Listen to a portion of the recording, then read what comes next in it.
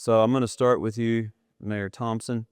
New in the role, you got a trial by fire right off the bat, coming into the new position. But looking a little past that, I want to talk about kind of top priorities for you coming into this new role over the next 4 years, and how you plan on aligning the city council and community stakeholders behind, the objectives that you've got set forward.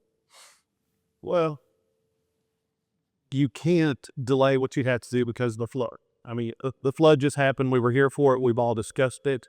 And we may need to, did you turn off that upper mic? I think that got it. But I campaign on the pretty much three basic priorities. You've got public safety, economic development, and as you go through there, you look at how you tie those things together. And then you look at infrastructure and water. And those three things are important to me. Let's just take public safety.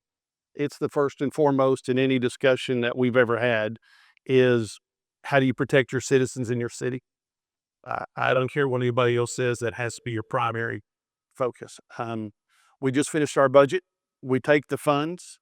My management style is you let those people, you empower those people to do their job. All right. You take your budget, you give it to Brody, you give it to Griff, you say, here's your department, here's what we have as far as finances. You decide what's best for your department. I don't think my knowledge exceeds that of a police chief or a fire chief. All right. So you give them their allotment of funds and say, here's what you go. But with that, we do have issues as far as retention. Do you prioritize compensation? Do you prioritize headcount? I think those decisions lie in the hands of the police chief, the fire chief. Let's go back and I'll take that one step further. So we've covered public safety. I'll go into infrastructure. We dealt with this starting with Snowden, and we have had, I would say, things that were setbacks to us. We didn't realize where we were. We're sitting on a water plant that's 70, 80 years old. There are so many things, but I don't think we're alone in San Angelo. I think there's cities all over the state of Texas that are going through the same issues we are. We're all hoping that maybe the federal government of the state will come up with some funds and keep it out of the y'all's pocket, and we can put it back into there. I mean, they've got a rainy day fund that has a lot of money, but the city of San Angelo could probably take, a couple $100 million of that, use it now, and then be ready to take a few more here in a couple of years once we touch our wastewater in our plants. And then the third is economic development. How we pay for this. You have a goal of lowering the goal is lowering the tax rate. All right. You don't want to go up. All right. And that's some people go, well, you don't want to miss opportunities. Well, I get that, but you would love to have enough economic development and increase in appraisals of new development that you don't have to go to the tax base. And I say that's a short-term goal and a long-term objective all the way through. Okay, and hopefully we'll have time to get into some of those other priorities when it comes to, the infrastructure, really all of those things that you touched on. I mean, those are fundamental to who we are and where we live. So I'm sure we'll hear more about each of those. Thank you for that. Daniel, from a management perspective, you've announced you've set that 1 year mark out there.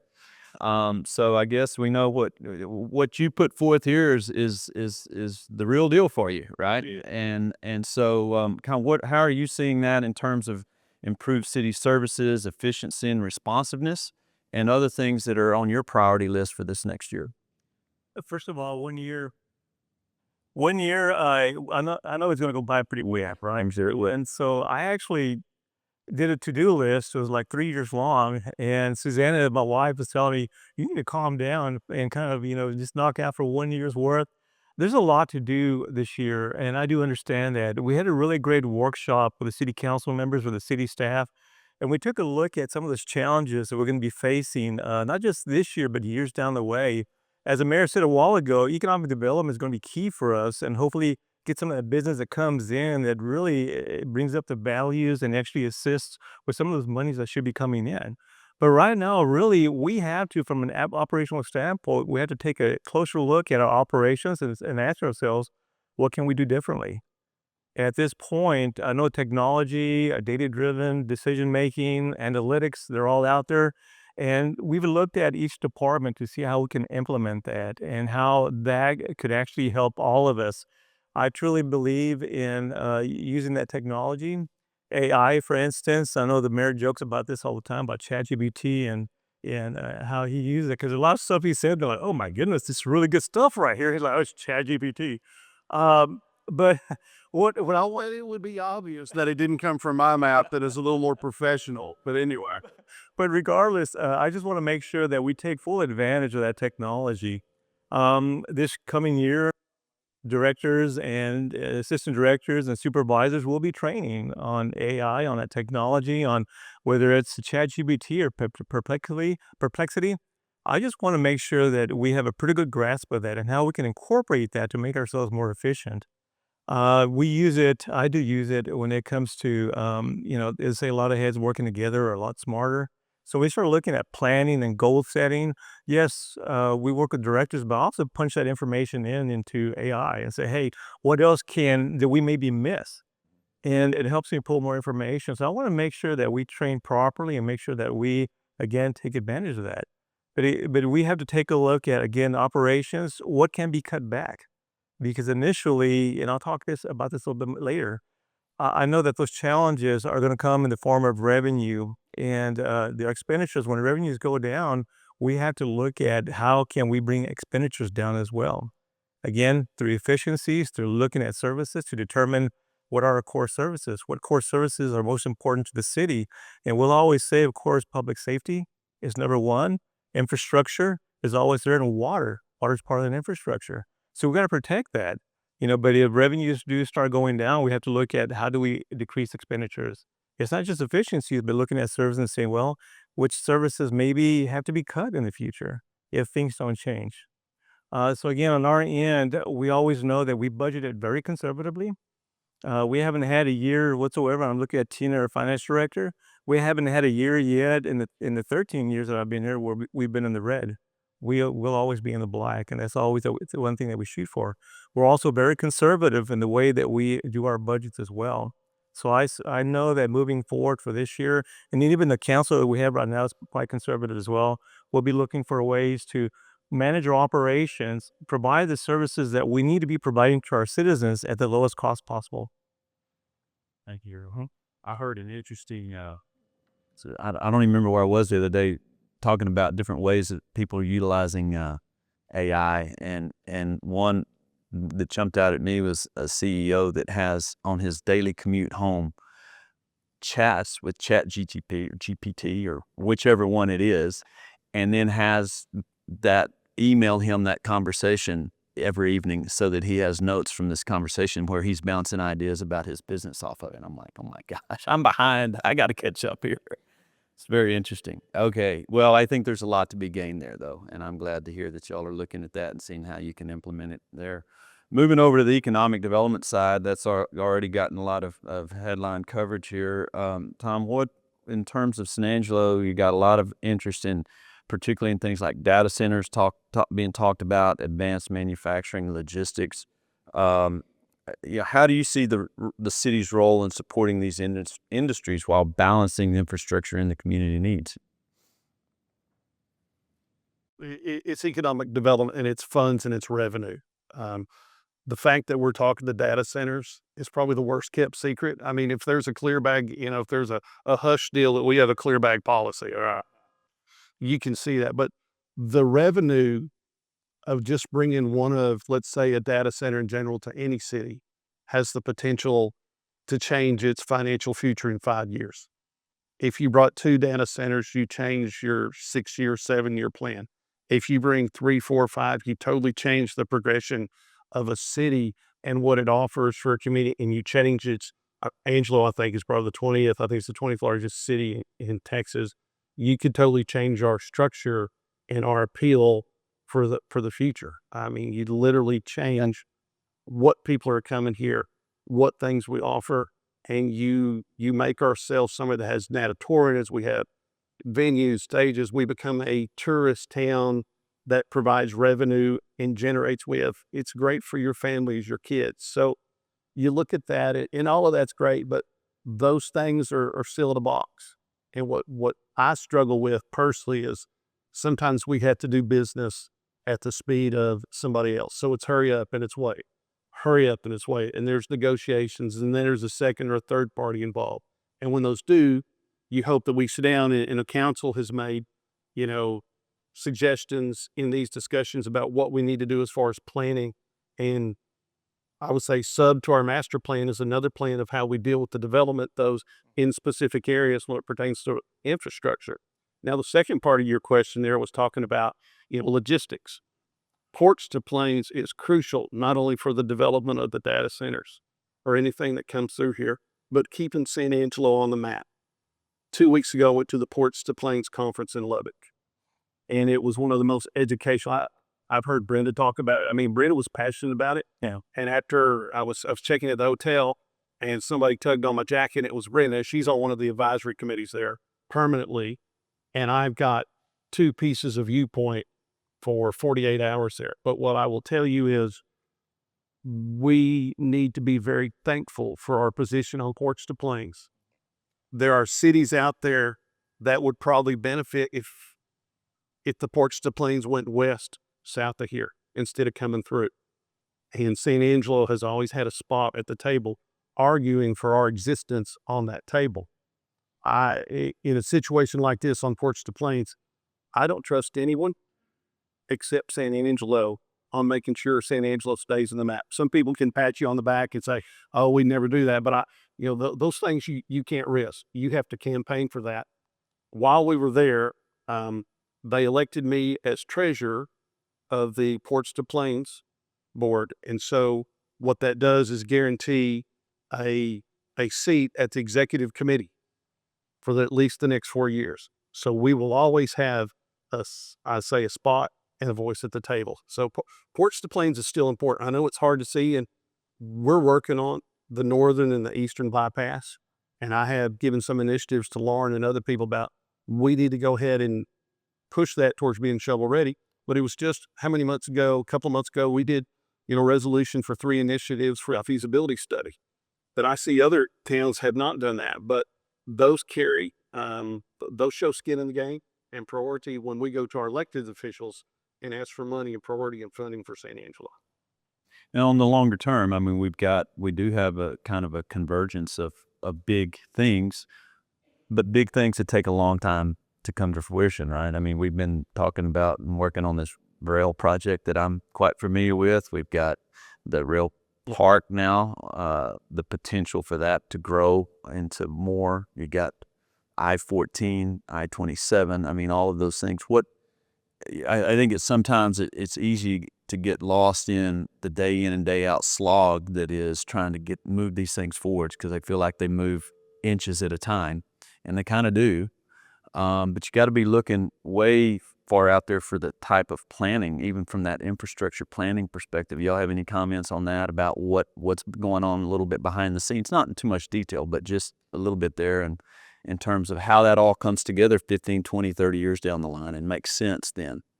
We are reaping the benefits of of decisions that were made. Dwayne Morrison, Alvin New, Brenda, they made decisions, and it's hard to talk about something you can't see and people can't envision it. And when you tell a story and you tell, this is what I want you to imagine what it's going to be like, somebody had to do that 4, 8, 12 years ago and have enough foresight and vision to go, we have to be in a position that if that does become available, we can execute. If you're not in a position to execute on it, the rail port. I mean, Stan, you've got a whole backstory there that we can talk for 2 or 3 hours on, just the success of when it comes through, but I would say the casualties and the heartburn that we have trying to get past some just small bumps in the road. But in the end, there is going to be success. And it's done because maybe not because of the people that are sitting here today. It's done because of those that are in front of you. And Daniel, you're going to have 14 years. You've been looking at this for 13 years. And so we all like to, well, hey, Daniel, about this, but he's been trying to keep us on the track and bringing forth things that are important to us for our long-term success, not just short-term. And it's true. I think that sometimes we fail to realize how important that long-term planning really is. before I showed up here, one of the biggest issues we had was the water. I mean, the drought. And I was getting calls in Eagle Pass. What are you going to do about this? Let me get there. But the thing was, is that we had council members, administration, 25 years before that, that had planned for that, and we had that Hickory Aquifer running in our direction. And thank goodness we did, because if we hadn't gotten that rain right before I showed up, which I did a lot of praying, but yeah, it was a beautiful thing to know that there was a plan in place, and we weren't going to be like a lot of cities in this state of Texas that are caught holding that bag. They just don't have a response to that. So it's a lot of that forward thinking that you have to make sure that you put out there, that you exercise, and this is what this council, I'm pretty confident, will be doing moving forward as well. So in a real way, we're continuing, and in some cases, you might say closing out some of those thoughts that were seeds that were planted 20, 40, 60 years ago, right? But then if we're not planting those same seeds today, then we're behind the curve in 10 and 20 and 40 and 60 years too. And on that point, and this dovetails right into kind of the infrastructure and capital projects, are there a couple of things you could list, kind of 2024 successes, let's say, or recent ones, 25, whatever, in the last year or so, that kind of speak to those two concepts of finishing out things from earlier on and that carry forward? Yeah, one of the things I mentioned rain a while ago, or water, College Hills Boulevard. My goodness, when I got here too, I got calls on that. It seemed like almost on a daily basis, or hate mail sometimes too. But that was a project, quite frankly, that we did a lot of work on. We go in there and we plan for all the work. It's not just the roadway that we're going to do. We got to take care of the water, the sewer, sidewalks, intersections, you name it, all that drainage. Yeah. All that work has to go in, right? So this past year, just that roadway alone, with all that additional work, you're looking at about $32 million that went into that project. But you drive that roadway now, and it's a huge difference, So that is one of the areas, quite frankly, one of the infrastructure projects that I'm quite proud of. Howard's another one that we completed. Again, addressing all the other infrastructure underneath. I've always said one of the worst things you can do is you work on a roadway, you install a newly constructed roadway, and you go up in there and you tear it up because you got a water leak underneath it. Yeah. So those are the things that we're looking out for from a roadway perspective as well. I mean, moving forward in 2025, we have more reconstruction and construction that has to be done. We look at Glenna, we look at Edmond and 29th Street, Sunset Boulevard. There's going to be a lot of work still that will be done this year that we're planning for. So there's a lot that happened there. The other key project that we completed this past year was the sewer main across the Lake Mansworthy. For the longest time, we're limited in development out there at the lake. We had about a capacity of about 500,000 gallons per day of sewage that we could actually run through there. We actually multiply that by 5. We're up to 2.5 million gallons per day. And what that does for us in the future is development out there at the lake. We always had interest, developers that wanted to go out there, new businesses that want to go out there. We just didn't have the capacity.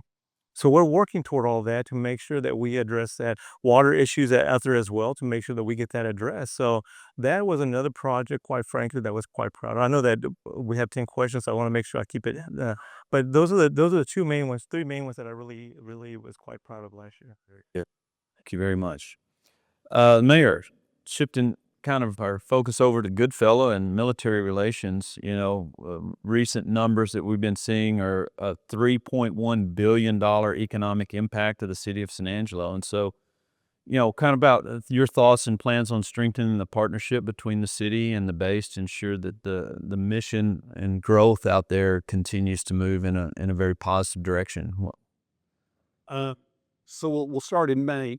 They had a change of command. We had a change in council. So those things kind of marry up at the same time, which is cool because both of us are kind of holding hands and learning what our obligations. And I will say for San Angelo and Goodfellow, in my opinion, it's a marriage. Okay, we have obligation and vows to each other to make sure we stay together. While some people bring up BRAC is never, it's never going to be an issue for Goodfellow with our responsibilities and our training. To me, that's always there in the back of your mind. So if somebody, the wrong person, looks at it one day and says, that's not going the way it should, Is there somewhere else we can move it? I think there's thousands of communities that would raise their hand and say, we'd love to have Goodfellow or that training wing and firefighting with us. So you have to go in that. So I've worked with Colonel Norton and some of the crew out there and say, what's your priorities for your focus? What I like to see is I think they have their job and their responsibilities very well defined. But when you look at the families and you look at who gets off the plane and who's here, do those people really know how to interact and engage with San Angelo? Or the families, or the students get what they need.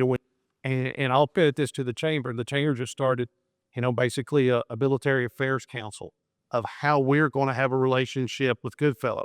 And there's some really key players in the room. And I remember one of the things I didn't know, SAISD was already working with Goodfellow. I mean, I don't need to put you on the spot, Dr. Mann, but it's good to know that we're here. I have a wife that's a dyslexia specialist. And I'm like, how do we help identify that? But what let's do is, I think the military has their job and their position. We have our stance on what we need to do to make sure we're welcoming for that community. And as we move forward in that committee meeting, you listen.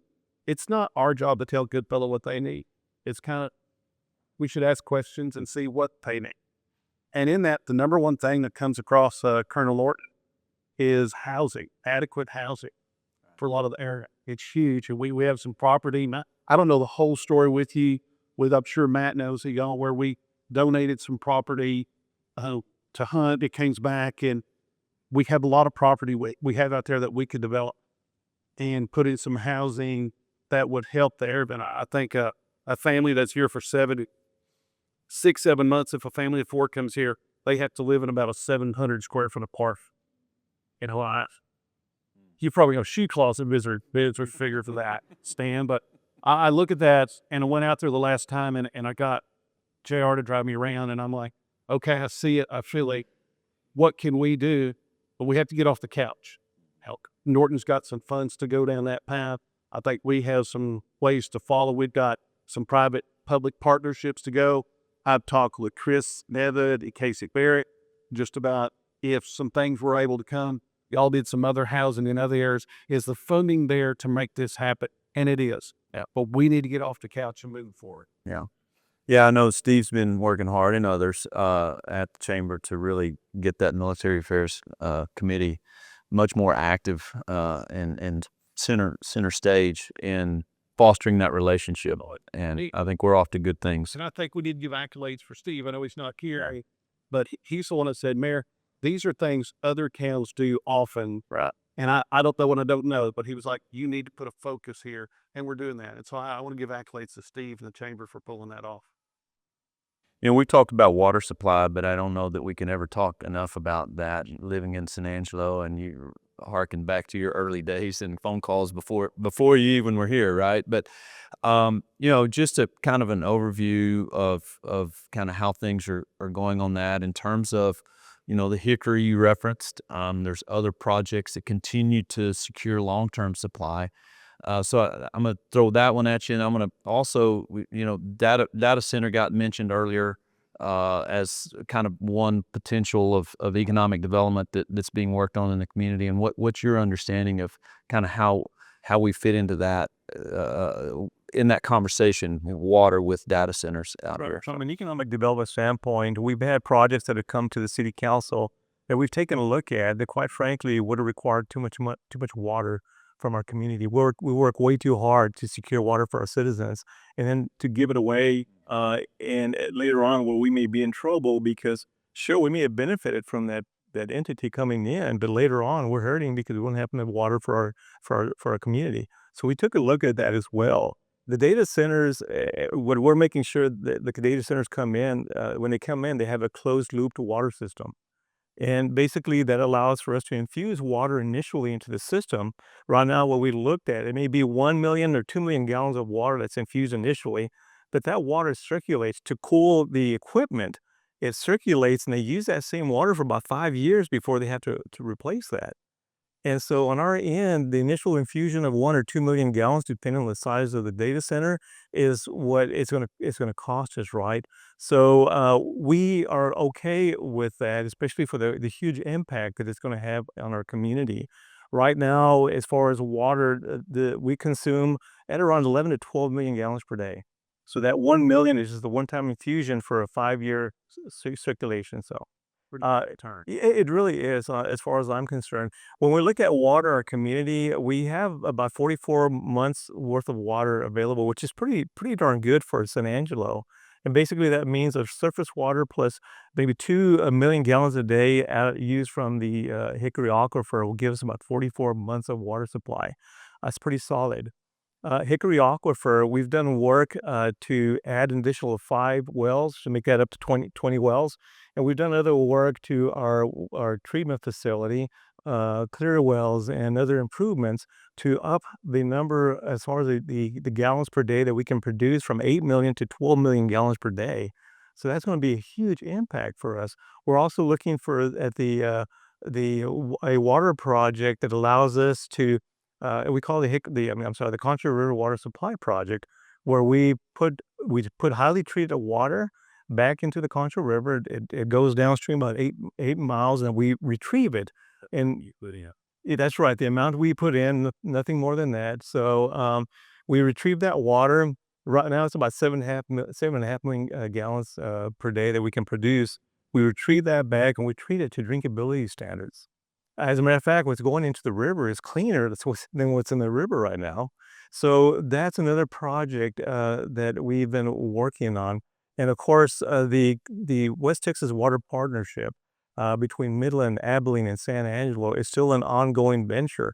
I've been here 13 years. We've been working on that project about 14 years. In that time frame, I've worked with 3 different city managers of both cities, different mayors, and the continuity is there. We want to continue moving forward, and we are moving forward. So from that, we can secure about 5,000 acre feet of water. So really, we look at the future of San Angelo way down the way. We are planning for that. The goal was always forget 50 years down the way. We'd like to get to 75 years down the way. And so that's part of that forward thinking and making sure that we're securing that water. And right now, on paper, we're in pretty darn good shape. It's just a matter of getting these projects up and going now. Good. Thank you for that update. Mayor, we talked about you referenced quality of life and just kind of a quick thoughts. We're going to kind of start moving into just to wrap up a couple more questions a little more quickly here. But what steps you take to improve the quality of life, such as housing, recreation, cultural amenities, while managing responsible growth? I mean, we all know people want to live in and raise families in a place that's enjoyable, that's got good education, that's got, parks and other things to make life well-rounded. What are some of the things you're working on or looking at there with council? Some of those fell in our lap. So let's take the river stage. I mean, it's something that's downtown. It helps. It's got a good venue and fit to it. We've invested a lot into the river stage. We're going to invest more into it. That will make that a venue it will expand its season and the capability of what it could bring in. I know one that's going to surprise the crowd, but I'll go to Coliseum renovation. Yeah. I believe that when it comes out. But that one is going to change a lot of what we do here. I mean, that one will actually be able to entertain, 10,000 people at any one time. So it's not just a rodeo. Okay. You can do some conventions in there. There's some single day events. There's some concert. I mean, when you look at how many people would pay $200 a ticket and take about 9,000 of those, it's amazing what kind of entertainment you can bring in here. But we look at how we develop that, and a lot of those things are already the works. Youth sports. I don't know how many of y'all in here have gone through what you would pay for your kid to have 10 times better than you. Yeah. I've been there. I've had that. I've heard talk about how much they pay for baseball bats and things. But, 29th Street, the complex over there, we live right in once splash pads, and thanks to all Texans, the people came in, we've got splash pads in there. So I think these things have all shown that we listen to, our constituents. You try to grab, the first thing that happens, and I hate to say it, I sound like Tina, but how much does that cost? All right. So how much money do we do for that? Is there a way to fund that that's not in my neighbor's pocket? All right. And that one's a way to look at, but we'll go from there. I don't know if anybody caught the COSA DC meeting. It was 4 hours long, but they just released the housing study. And there was a lot of good food in that housing study of here's the next steps. I think we need not 100, probably 200 homes. All right. We need to be able to accommodate these people. And I think to me, we have a dire housing shortage. All right.